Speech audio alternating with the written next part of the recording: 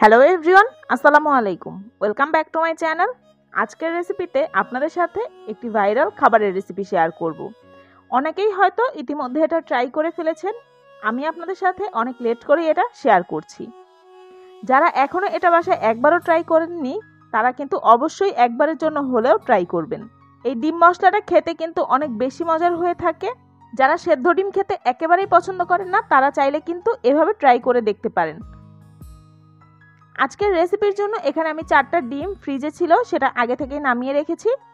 এখন এই ডিমগুলোকে ভালো মতো সেদ্ধ করে নিয়ে খোসাটাকে ছাড়িয়ে নিব। খোসা ছাড়ানোর পরে আপনি চাইলে মাঝখান থেকে সামান্য একটু কেটে ডিমটাকে আলাদা নাও করতে পারেন, তবে আমি একদম পুরোপুরি মাঝখান থেকে কেটে অর্ধেক করে আলাদা করে নিয়েছি। আমার কাছে মনে হয় এতে খেতে সুবিধা হয়। সবগুলো ডিম আমি এভাবে কেটে রেখে দিচ্ছি একটা সাইডে। এখন মশলাটা তৈরি করে নেওয়ার পালা। মাঝারি সাইজের একটা পেঁয়াজ কুচি করে এখানে ব্যবহার করেছি। এর মধ্যে দিয়ে দিচ্ছি সামান্য একটু বিট লবণ, সেই সাথে 2টা শুকনা মরিচ।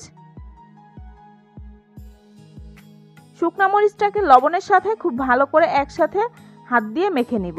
এরপরে পেঁয়াজটাও এই মরিচ আর লবণের সাথে সুন্দর মতো একসাথে মিশিয়ে নিচ্ছি।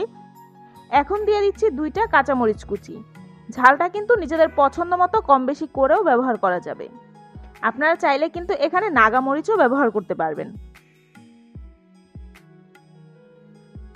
কাঁচামরিচটা দেওয়ার পরে আবারও সবকিছু একসাথে সুন্দর করে মিশিয়ে নিয়ে এখন এর মধ্যে দিয়ে দিচ্ছি কুচি করে রাখা শসা। আমি এখানে মেজারমেন্ট কাপের 1 কাপের মতো ব্যবহার করেছি।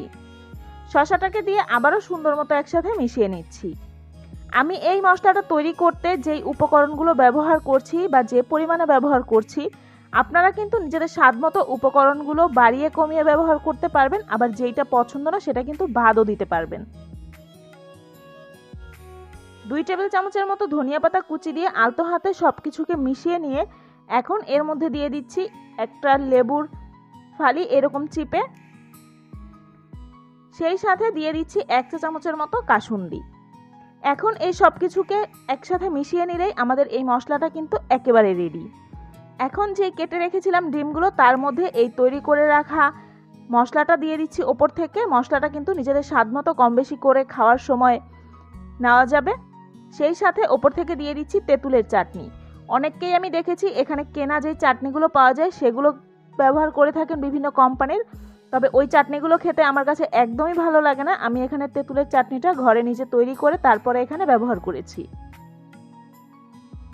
কেউ যদি পছন্দ না করেন সেক্ষেত্রে কিন্তু এই তেঁতুলের চাটনি বা টক যেটাই বলেন এটা ছাড়াও খেতে পারবেন। এটা খেতে কিন্তু অসম্ভব মজার হয়ে থাকে। একবারের জন্য হলেও বাসায় তৈরি করে দেখবেন। আশা করছি আজকের এই দারুণ মজার রেসিপিটা আপনাদের কাছে ভালো লেগেছে।